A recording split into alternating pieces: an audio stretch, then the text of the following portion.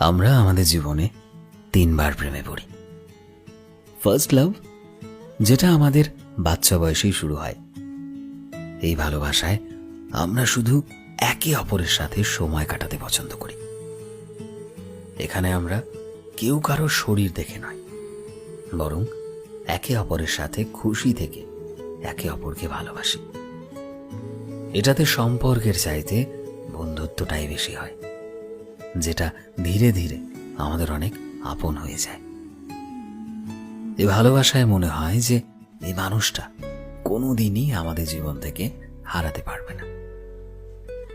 কিন্তু বেশিরভাগ ক্ষেত্রে এই ভালোবাসাগুলো না ছোট ছোট কারণের জন্য শেষ হয়ে যায়, আর আমাদের ব্রেকআপ হয়ে যায় একটা সময়।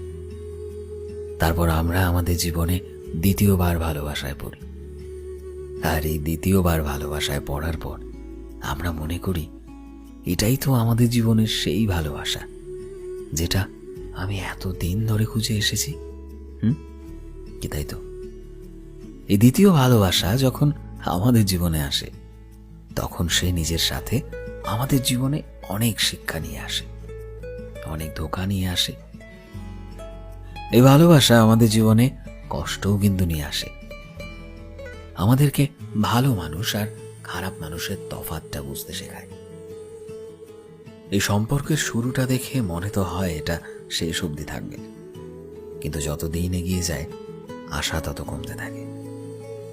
এই সম্পর্ক না আমাদের একটা নতুন মানুষ বানিয়ে দেয়।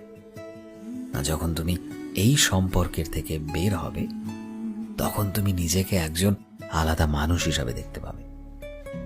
এই সম্পর্কে তুমি বড় হয়ে ওঠো, ম্যাচিওর হও। তুমি যখন এই সম্পর্কের থেকে বের হও, তখন তোমার মনে হয় যেন এই জীবনে তোমার দ্বারা আর কোনো প্রেমই হবে না। তারপরই আসে থার্ড লাভ। হ্যাঁ, ঠিক সেই সময় তুমি মনে করো যে এই জীবনে তোমার দ্বারা আর নতুন করে ভালোবাসা হবে না। তখনই একটা মানুষ তোমার জীবনে সারপ্রাইজের মতো এসে পড়ে, যে ভালোবাসাকে তোমার আলাদা করে খুঁজতে হয় না। তারা কিভাবে যেন তোমার জীবনে চলে আসে। আর এই মানুষগুলো যখনই তোমার জীবনে আসে, তখনই তুমি নিজেকে প্রশ্ন করো, এটা কি আসলেই ভালোবাসা? তুমি ভাবতে থাকো, এটা কি আসলেই টিকবে? কারণ তুমি সেই সময় তোমার জীবনের পরিণতির দিকে এগোতে চাও, একটা স্টেবিলিটি চাও লাইফে। কিন্তু খুব তাড়াতাড়ি তুমি এটাও বুঝতে শিখে যাও যে এই মানুষটা আসলেই অনেক আলাদা।